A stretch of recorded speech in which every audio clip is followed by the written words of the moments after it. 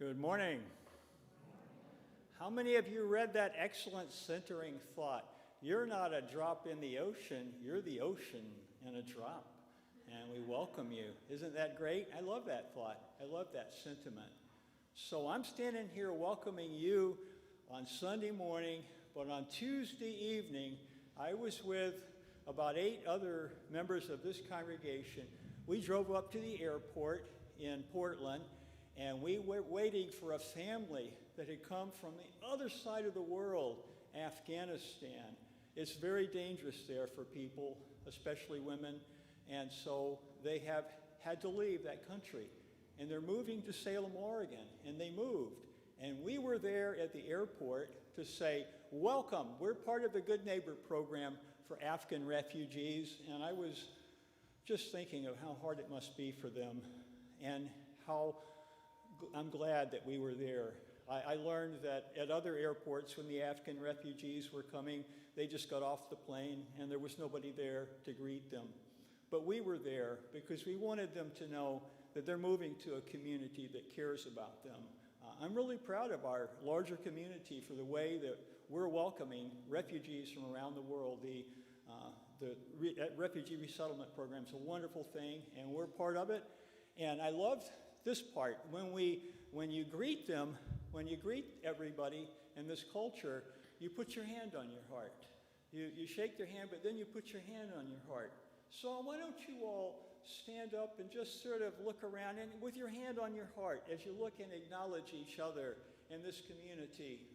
Because we all have come on long journeys. We've come on long journeys, and we welcome one another to this place. We welcome you here. We're so glad that you're here in person. We're so glad that those who couldn't be here are able to be here via the technology that we're able to offer. I just wanted to say, welcome to this spiritual home. I'm so glad you're here.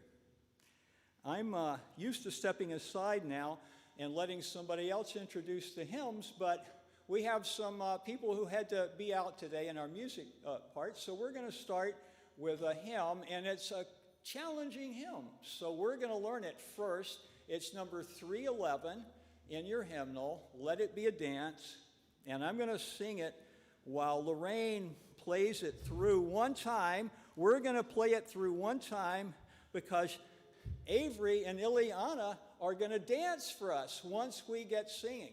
But we're going to practice it first, and then they're going to do some improvisational dancing because I think we need to have more dancing in our worship services. So, has everybody got your hymnal open? And we're going to stay seated while we're singing this so you can have a better chance to see our dancers this morning. So number 311, and we're going to practice it. Let it be a dance. And whenever you want to get started, Lorraine, I'm going to try to lead us through it, and you guys sing along, and we'll make it, and then we'll really be ready for the next time around.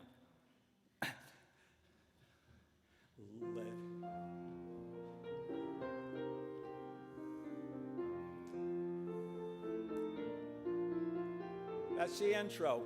Let it be a dance we do. May I have this dance with you through the good times and the bad times too. Let it be a dance. Let a dancing song be heard. Play the music, say the words, and fill the sky with sailing birds. Let it be a dance, let it be a dance, let it be a dance. Learn to follow, learn to lead.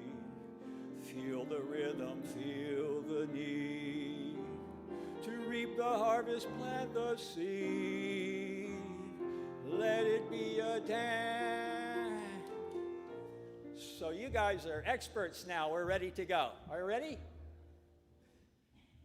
Let it be a dance we do. May I have this dance with you. In the good times and the bad times too.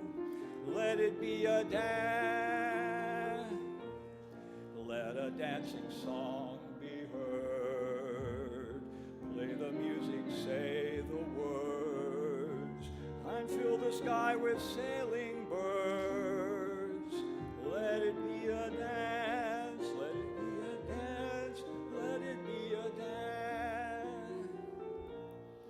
Learn to follow, learn to lead.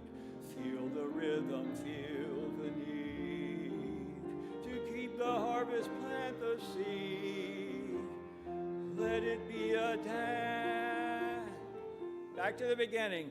Let it be a dance we do. May I have this dance with you. Through the good times and the bad times too. Let it be a dance. Everybody turn and spin. Let your body learn to bend. And like a willow with the wind, let it be a dance, let it be a dance, let it be a dance. A child is born, of old must die. A time for joy, a time to cry. Take it as it passes by. Let it be a dance. One more verse.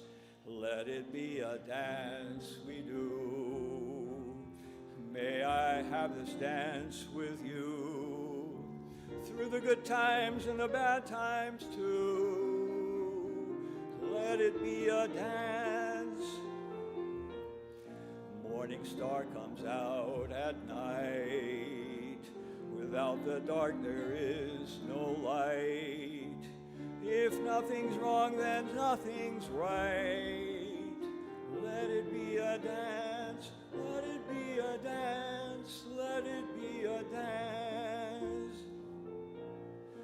Let the sunshine, let it rain. Share the laughter, share the pain. And round we go again. Let it be a dance. Hey. That's darn good advice. Let it be a dance, okay? I love it.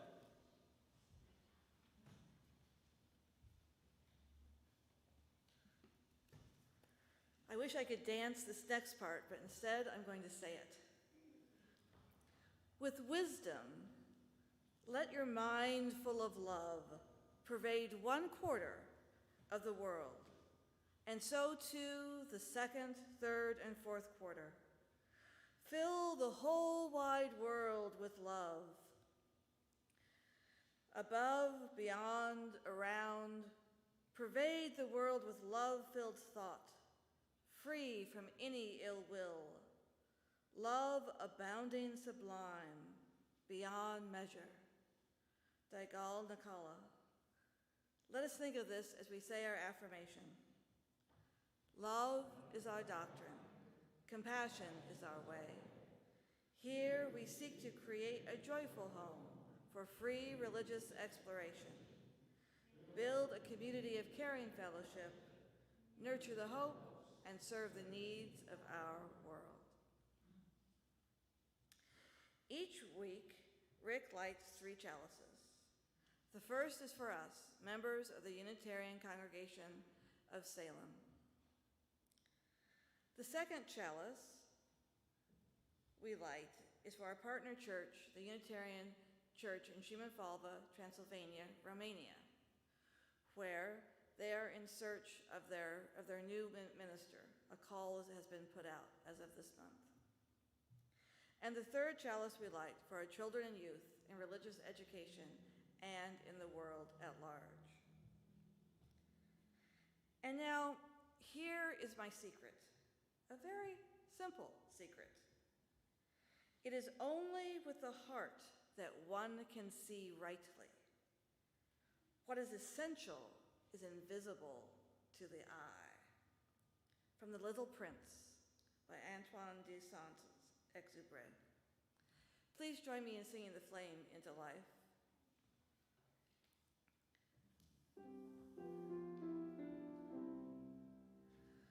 Rise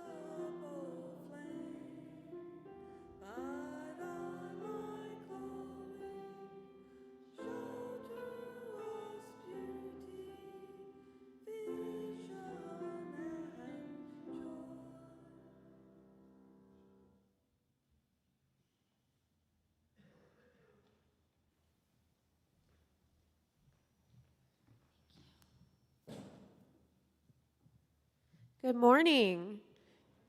Can everybody young or young at heart please join me up in front? Thank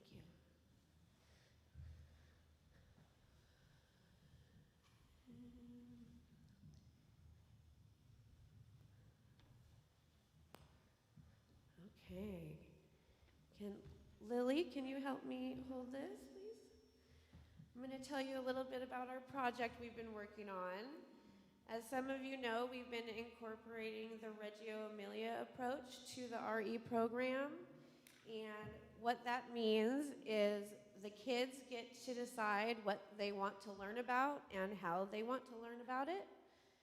And we started this holiday project where the children picked a holiday and learned about it and then created this masterpiece.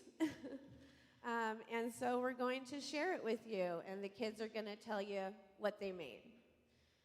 Okay, so who would like to go first? Anybody?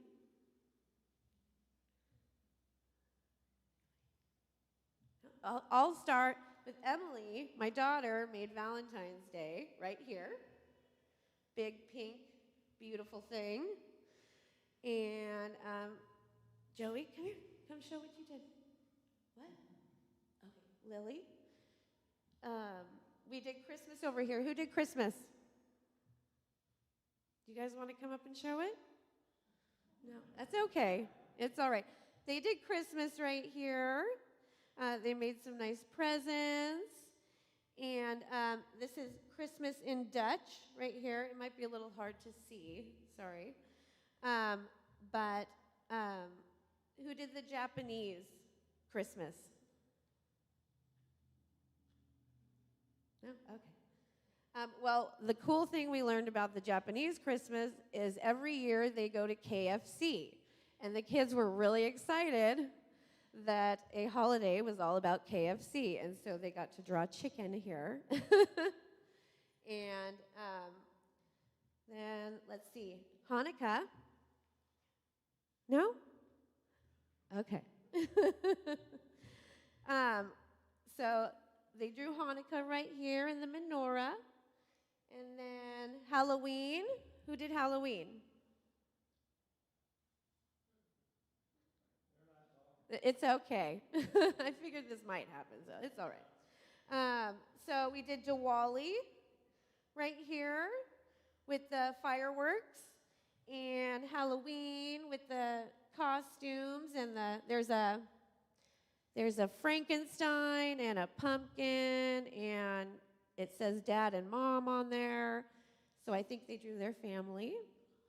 And then we have Kwanzaa. No? I thought at least mine would. So this is Kwanzaa right here with the Kenora, and that's the African American holiday. And that's our project that they worked so hard on. So if you could all join together to create the Love Arch, we will be on our way. Thank you.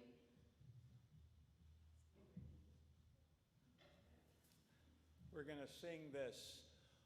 Wherever you walk, walk in peace.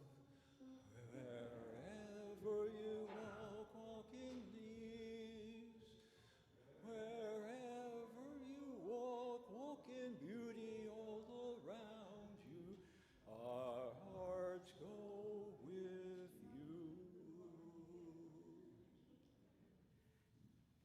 I really want to thank Lorraine Stewart for jumping in at the last minute. Our pianist had to bow out, and I took a hymnal over her late yesterday afternoon. And so thank you, Lorraine, for bailing us out during this time. We do appreciate it.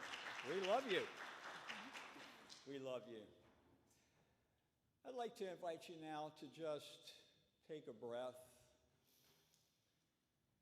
and feel a deeper rhythm. A deeper, truer rhythm, a steady rhythm that courses through our lives, that grounds us, that makes us aware of one another and our full humanity.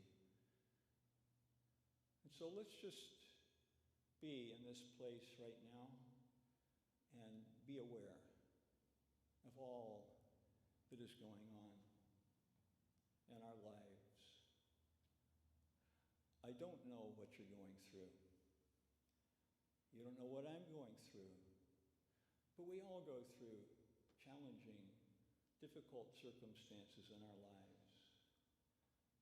And we're all in need of compassion.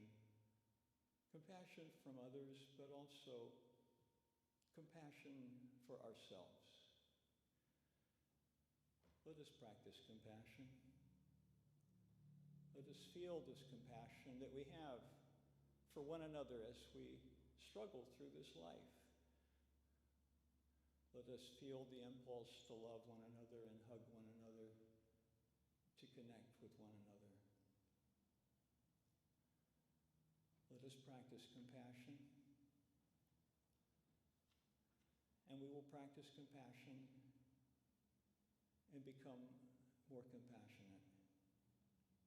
This is our practice here, a simple practice to be aware and let natural compassion arise.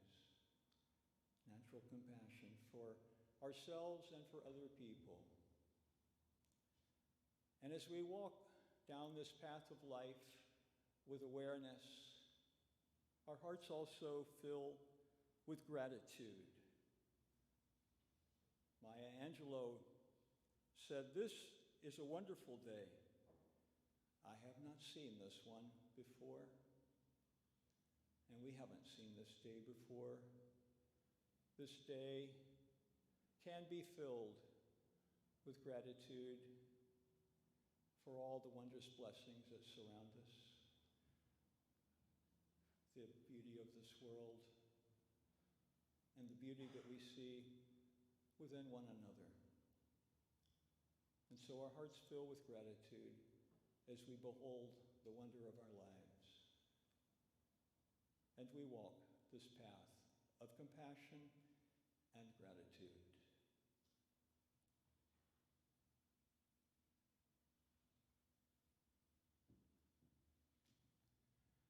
I do want to draw your attention today after the service on this, as we have after the second Sunday of every month when we're meeting, we have a ritual called Compassionate Connection. And I would really love for you to consider joining us for a ritual like this if you are going through a difficult time in your life right now. If you've lost your job or family health problems or finances, anything. If you're going through a really hard time and you feel out there by yourself, please come join us in the front of the sanctuary right after the service today for this simple connecting ritual.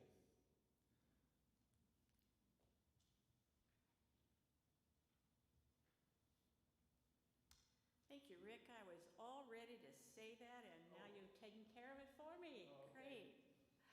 I'm Lorna Youngs. I'm with Lifelines Lay Ministry, and I wanted to remind you that if you need to get a hold of us for any concern or care, please email us at lifelineslayministry@uusalem.org or give the office a call. Today we have 3 concerns and 1 joy. I'll start with the concerns because I always like to end with a joy. Greg McClaskey and his family, Amy, Gabriel, Logan, Ella, and the doctors this is for Greg and his family, Amy, Laura, Gabriel, Logan, and Ella, and the doctors, as Greg is in critical care in Longview. He needs his body to accept oxygen. Also for the teachers of Greg's children, as they will have the knowledge and understanding to empathize and provide comfort through this time. And this was entered by Tyson Pratt. Bob and Cindy Francis write, Bob and I have bad colds. It's still possible to get those rather than COVID. Our rapid COVID test came back negative, but we've been advised to isolate for 5 days. Here's to feeling better soon so that we can join the congregation again. And Jessie Wilson asked for prayers and positive thought. My daughter Jocelyn's future mother-in-law, Joanne, is in need of prayers and positive thoughts that her leg pain is benign. She has a history of bone cancer. And finally, we have two joys to share coming from John Chinberg. First of all, a very dear friend is joining us today. His name is Tim McNeely, and I've known Tim for over 40 years, although we haven't been in close contact as life and distance impacts these things. If all goes well, Tim will eventually join our production team here at UU, which makes me very happy. And secondly, he wants to share that while taking a winter holiday in Mexico, he married his longtime partner, Julie. You're right, John Chinberg is a married man. Yahoo! And if you would like to post a joy or sorrow on the web, you just follow the instructions on this slide for where to click, and then a form will pop up. And also, the Lifeline's representative will be at the church early, manning the black book that we've always had up front for those of you who are still in the last century as far as computers go, like I am. Take care and have a joyous Sunday. Thank you.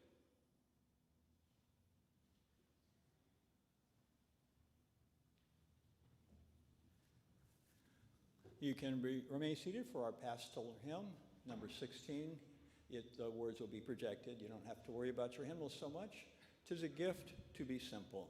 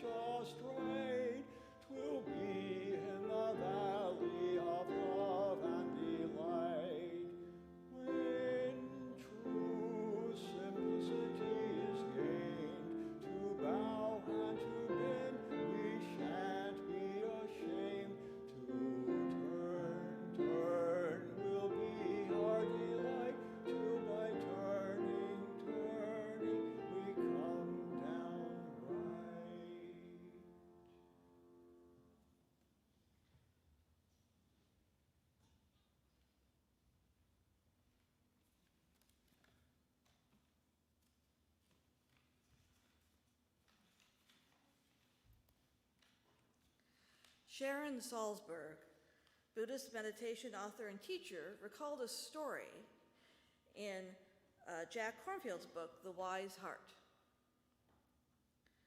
Whenever I teach loving kindness retreats in an urban setting, I ask students to do their walking meditation on the streets. I suggest they choose individuals they see with care and awareness. Wish them well by silently repeating the traditional phrases of the loving kindness practice. May you be happy. May you be peaceful. I tell them that even if they don't feel loving, the power of their intention to offer love is not diminished. On this one day, our retreat took place a few blocks from downtown Oakland. Since we were directly across the street from the Amtrak station, several people chose to do their practice on the train platform. When a train pulled in, one woman from the class noticed a man disembark and decided to make him the recipient of her loving kindness meditation. Silently, she began reciting the phrases for him. Almost immediately, she began judging herself. I must not be doing it right, because I feel so distant. I don't have a great wash of warm feeling coming over me. Nevertheless, reaffirming her intention to look on all beings with kindness instead of estrangement, she continued, reciting, "May you be happy. May you be peaceful." Taking another look at the man, who was dressed in a suit and a tie and seemed nervous, she thought, here I am trying to send loving kindness to someone, and instead I'm disparaging him. Still, she continued, repeating the phrases, aligning her energy with her deep intention to be a force of love in the world. At that moment, the man walked over to her and said, "I've never done anything like this before in my life, but I'd like to ask you to pray for me. I'm about to face a very difficult situation in my life. You somehow seem to have a really loving heart, and I'd just like to know that you're praying for me."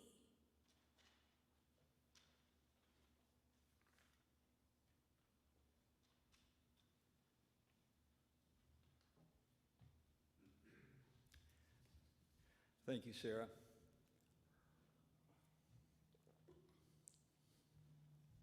In our religious tradition, our Unitarian Universalist religious tradition, I am what is officially known as a nut. A nut. That's two U's, not one. And I know it's confusing to you because I am often here in my role an irreverent nut, always looking to make a pun or a jest. And over the years, you've learned to accept the fact that I'm not interested in being serious all the time. But that's not the kind of nut I mean here. What this acronym NUUT stands for means that I attended a non-Unitarian Universalist theology school, as do about, I think, roughly 50% of the folks who train to be Unitarian Universalist ministers. We get a Master of Divinity degree at a accredited theological seminary, and then we study our UU stuff on our own.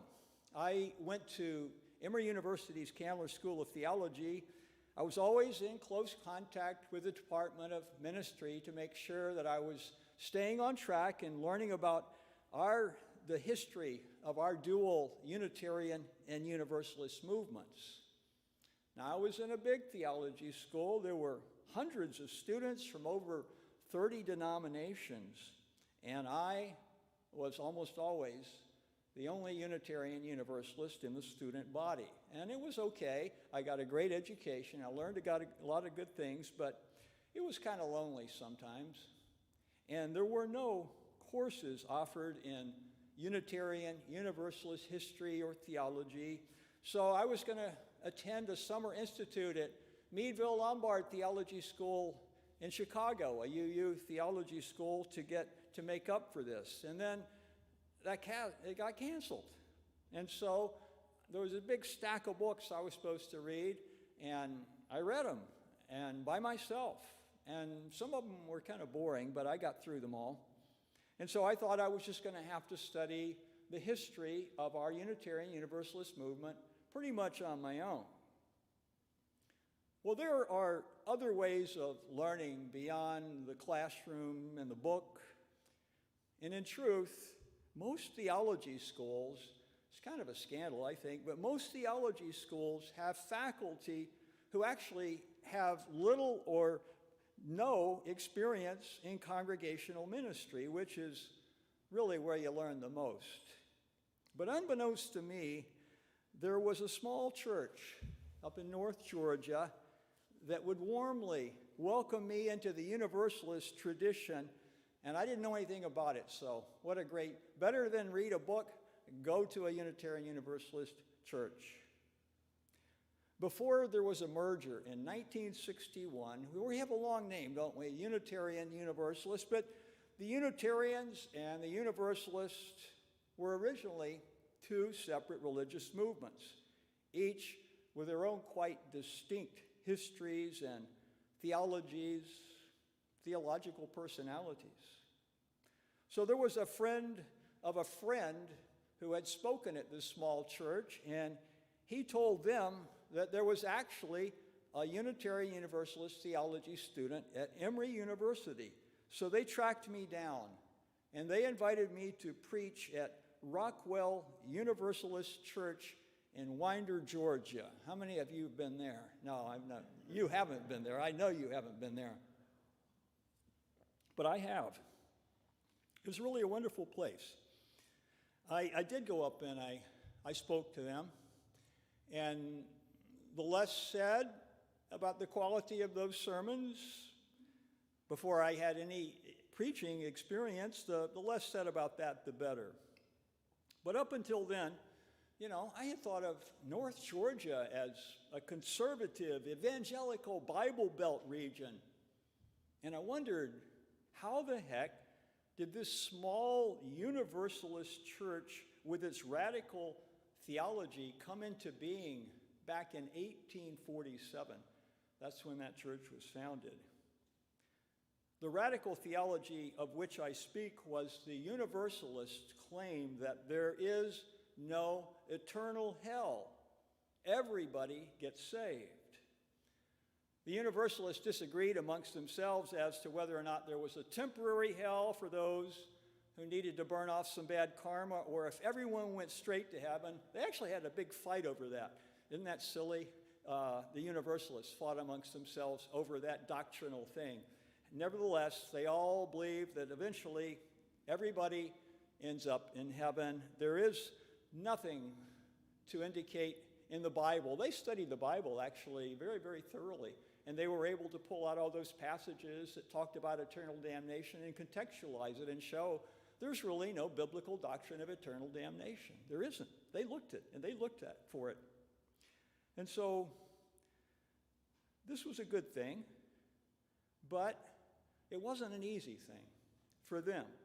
Because imagine this theology trying to find expression in late 18th, early 19th century America. Those who embraced this notion that everybody gets saved, it was a radical, heretical Universalist doctrine. Our Universalist forebears were derisively called no-hellites. No-hellites. They were disparaged as immoral. Sometimes they weren't allowed to testify in court because the judge, the law reasoned, well, this person, this Universalist, isn't afraid of God's punishment, so this person will likely lie, because without that fear of eternal damnation lying over people, they're gonna run off and do all sorts of immoral things and bear false witness in court. You see, the common assumption was that the only way to keep sinful humankind in check was that God is sort of like a big daddy in the sky, and divine corporal punishments necessary to keep God's errant children from sinning. So there was a lot of this going around, and this preaching of eternal damnation was really stressed a lot by the evangelicals at this point in American history. The evangelical preachers would describe hell in such horrid detail as to unnerve the listeners. People would actually be rolling and begging for mercy. I mean, it was intense. It was emotional. And while some people watched this scene and thought, I better get right with God, others thought, this isn't the right God that we're being taught about. This is a horrifying thing. This dismays me. People said, how could there be a God who would enforce such cruelty upon God's own children, their creation? And so they were appalled. And they studied the Christian tradition. And they looked back, far, far back to the ancient theologians, ancient original theologians like Origen in North Africa, or Clement of Alexandria, Gregory of Nyssa. These are early church fathers, esteemed theologians in the early Christian church. And they preached a doctrine and wrote about a doctrine of universal salvation. It was there in the Christian tradition. But this doctrine was later declared a heresy in the 5th century, which meant that if you didn't believe in hell, you were going to go there. The late late 18th and early 19th century Americans who were attracted to the Universalist doctrine, they were generally not your college educated types. They were more common folk. There was quite a socioeconomic distinction between the Unitarians tended to be established upper class, and the Universalists tended to be common working class folks. Really quite an interesting thing.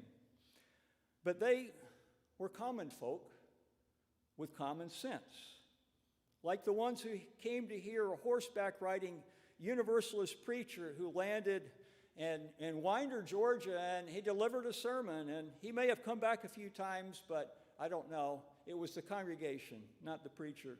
He got the spark, but they founded this church. Universalist preachers also got over into Camp Hill, Alabama. I spoke at a beautiful Universalist church there, Camp Hill, Alabama. It was the largest Universalist church in the South back in the 19th century. And I got to connect with my good friend Vernon Candler. He's a retired military chaplain now. He was preaching at some small Universalist churches up in North Carolina. He's the one that helped me get connected to that. And as I delved into my studies of the Universalist side of our tradition, I learned about the evolution of this faith. This faith at first was all exclusively focused on this fact of universal salvation. God's going to save everybody. She loves everybody too much to send anyone to hell for an eternity. And that was sort of a one-note thing that the Universalists were doing and preaching. And over time, they realized, hey, there's another note we need to be playing. And so it was a evolving faith. I don't know what happens to us when we die, personally. I have some intimations. I haven't experienced death. However, I think the way this question is framed today is framed in general by conventional theology. Do we live after we die? It can be simplistic and misleading. Personally, I tend to look more to the Eastern religious traditions, especially the ancient Hindu Upanishads and the Buddhist teachings for insight and inspiration about this, about who are we and what happens when our bodies die. I know from many conversations over the years that Unitarian Universalist beliefs are all over the map on this issue, which is as it should be, because we each have our own experiences and intimations about deep mysteries. I only hope that you don't believe in an eternal hell, and life is hard enough without such nightmarish imaginings. I often have sat here with evangelical students who are interviewing me, and they are so motivated to avoid going to hell and keeping their loved ones out of hell, that desperate need to save other people. I'm not so sure that makes your life better if you have that kind of a belief, but that is a good question to ask. What impact does your belief have upon your current life today? If your beliefs, whatever they are, about the afterlife, if they enrich and deepen your appreciation for this precious life that we now share, then I'd say you're on a good path. As I was saying a moment ago, the Universalists only learned to play one note at first, universal salvation. But over time, a realization dawned upon them. There was one Universalist writer, Thomas Whittemore, and he took note of this, and he observed that really there are two kinds of Universalists, positive and negative. Negative Universalists were those who were on board intellectually. They gave intellectual assent to this doctrine of universal salvation, and then they left it at that. But positive Universalists were those who were moved into a life of spiritual action. As Whittemore wrote, they feel it. They love it. It is the meat and drink of their souls. Universalism for them is more a religion of the heart than of the head. Simply put, the positive, active universalists realize that this faith, this universalist faith, calls for them to embody the love of a God who loves and includes everybody. Or as my good friend and colleague, Reverend Craig Morrow puts it, he says, the job of a Universalist Unitarian, the job of a Unitarian Universalist is to dismantle hell on earth as best we can. Once our Universalist forebears recognized this call to dismantle earthly hells of oppression and injustice, they thought about it and they got in their annual assemblies and they decided that they were going to reform, well, why not reform the entire world? Everything wrong they decided they were going to fix. In other words, they bit off more than they could chew, but at least they were biting and chewing and giving it a good effort. And I admire these early Universalists when you see their social justice agendas and all the things they wanted to do. You can't help but admire them, but you can also see how when you try to do it all, you dissipate your energies. But the early Universalists, they spoke out and they made a difference. I especially appreciate how they spoke out among the earliest people in our country to speak out against the death penalty. And they spoke out against inhumane practices in our penal system, unjust economic practices that were hurting the poor people in this country. And so they made that shift.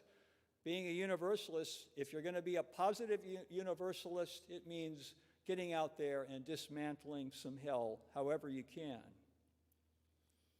And it can feel overwhelming if you think you're going to try to reform the entire world. It's a Sisyphean task. You just push a boulder up the hill and it seems to roll back down again. But you can get traction, I think, if you focus on what's before you and what you can do from day to day to dismantle a little bit of hell on earth for someone, including yourself.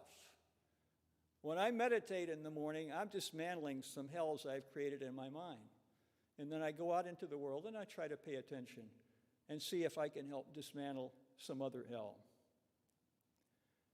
The most heartbreaking hell that I witness is the hell of isolation, loneliness. There is more social isolation and loneliness in our country than there ever has been before. And too many people, too many good and wonderful people who deserve to be hugged and loved and included. There are too many people out there.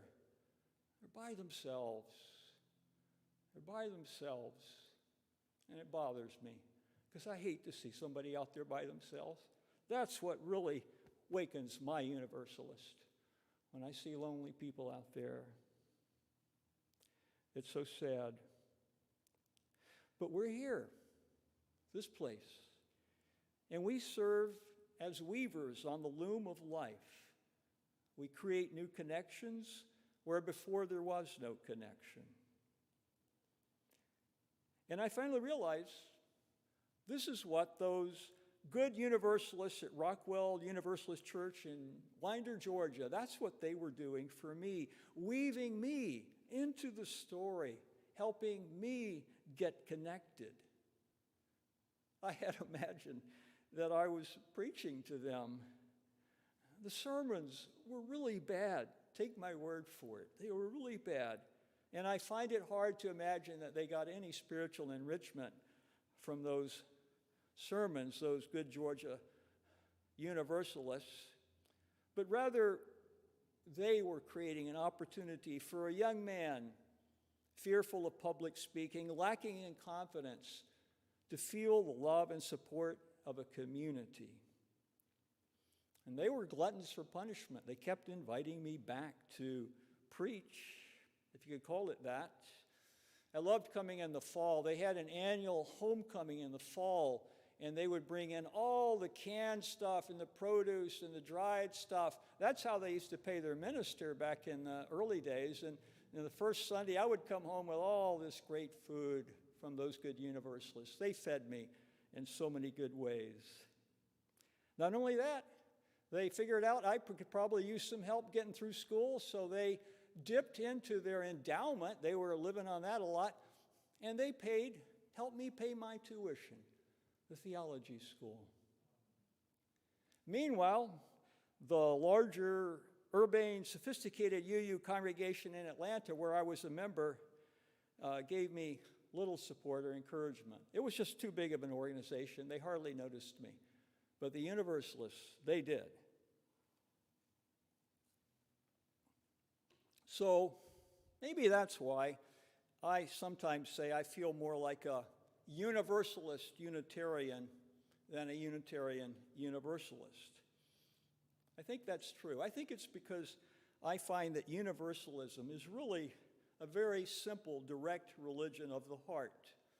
It simply says, love other people with reckless abandon. And I deeply cherish the Unitarian side of our tradition. I really do. I do. But I'm more of a Universalist. So you can imagine my feelings. It was nearly 30 years ago when I was serving as a minister of the First Unitarian Society of Salem, Oregon. Any of you remember, used to be members of that congregation?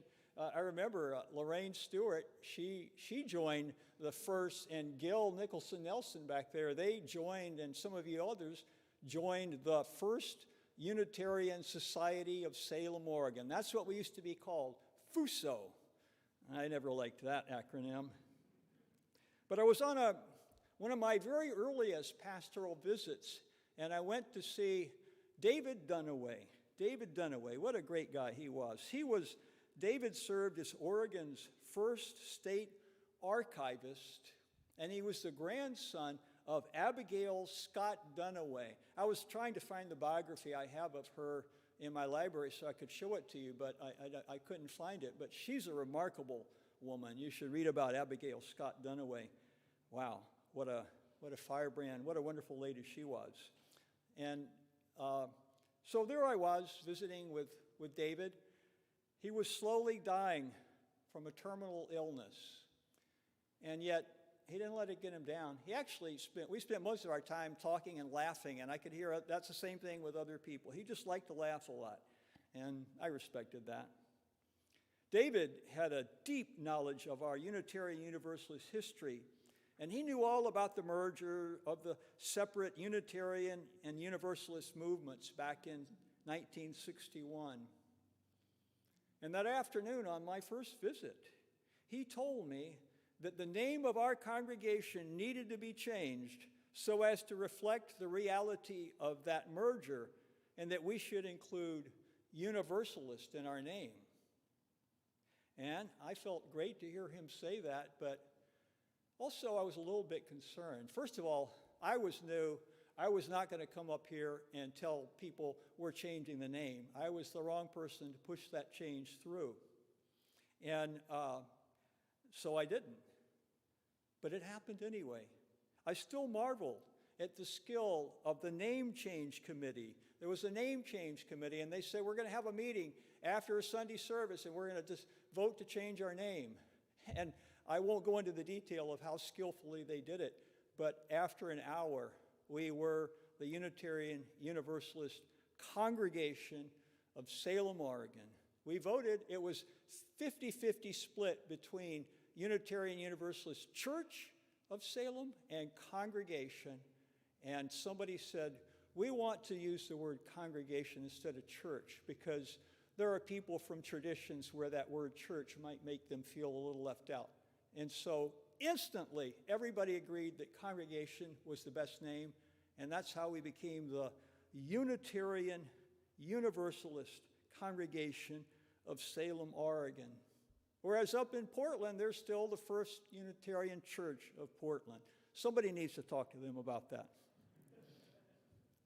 As for me, I'm mostly a universalist. And every day, I hear a call from the greatest depths of my being to live up to that name. So be it. Will you join me in a period of quiet reflection as we look more deeply at our own lives? There are opportunities for us there to dismantle some hell with a hug, with the right word, with the right action. There's so much that we can do for one another. There's so much that we can do to make our lives heavenly. And therefore, as a universalist, I resolve to do so. May we all search our hearts and find what brings us joy. Serving the needs of others, dismantling hell, and seeing that work and seeing people leave hell and come into heaven is the greatest joy. It's the greatest joy. Think on these things. Feel them in your heart. Be aware of the world around you, and you will find your way. Amen.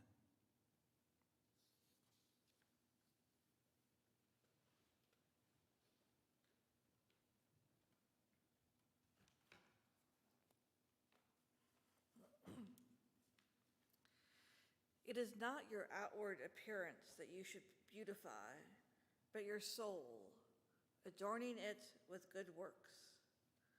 Clement of Alexandria was to have said this sometime between 150 AD and 215 AD.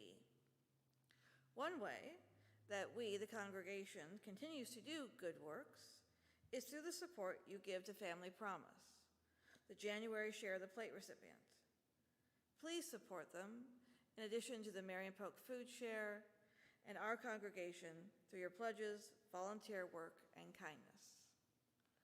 You may place your donations, if you are present, in the basket that's in the foyer, or you can go online and follow the directions to contribute there. Thank you for maintaining this community and congregation, and for helping the greater community of Salem. And now we will continue on, and we will light the social justice candle. We take the light from our chalice, lighting the social justice candle as a symbolic reminder of the light and justice we carry out into the world through our many ministries of this congregation. As we extinguish the chalices, these words from the prophet by Khalil Gibran. Love gives not but itself, and takes not but from itself. Love possesses not, nor would it be possessed. For love is sufficient unto love. And think not you could direct the course of love. If it finds you worthy, it directs your course. Love has no other desire but to fulfill itself.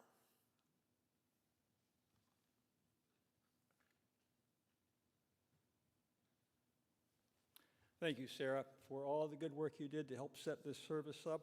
Thanks again to Lorraine Stewart for jumping in and playing the piano at the last minute. So I wanted to draw your attention to some announcements. You know that you're registered to attend our live services, proof of vaccination. We're going to have a fellowship hour today. Sorry there's no coffee, but it's not possible right now to make that happen, but we can still have a good fellowship hour, so please do join us after the service today. Those who are not going to be coming to the Compassionate Connection, I do want to reiterate that announcement.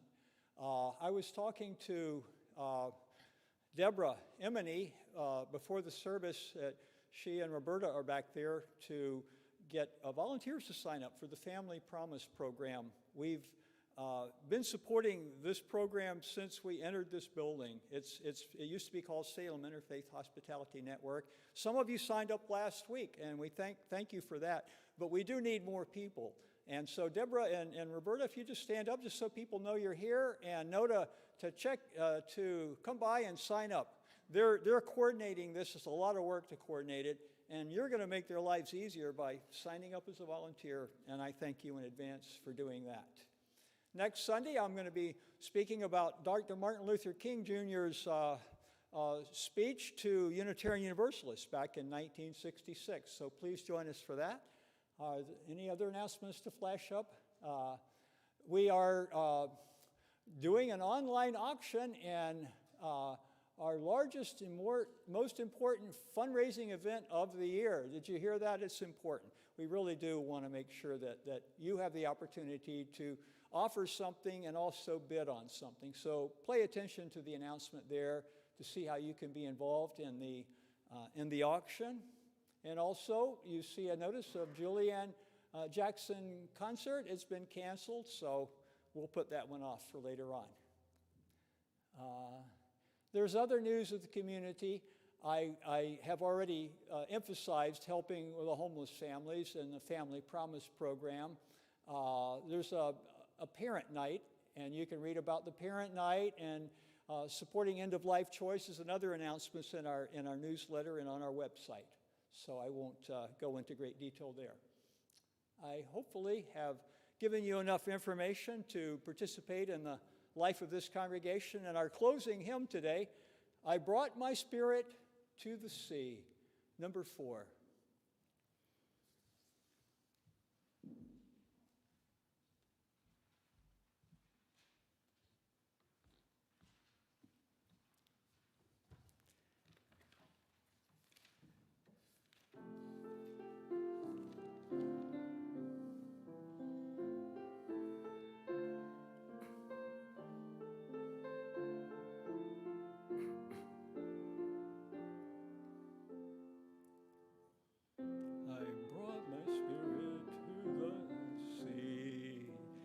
Stood upon a shore, I gazed upon the infinity, heard the waters roar. Then earth had a sense of peace, some wider treasure,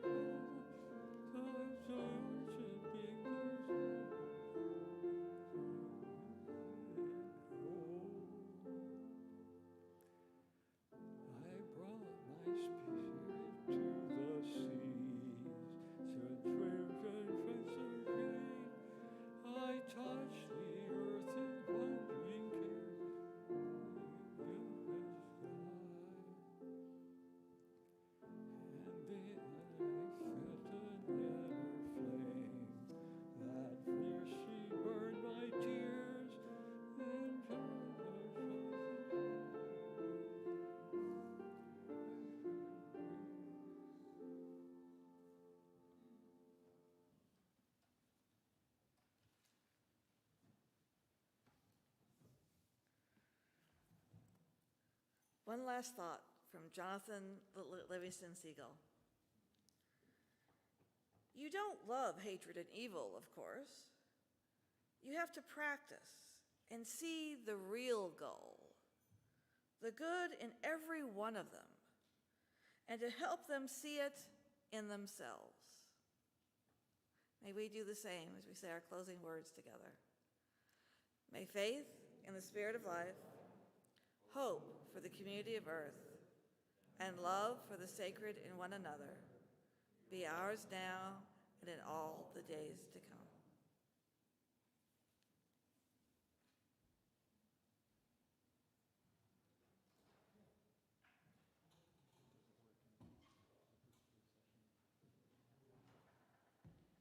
Thanks, Lorraine.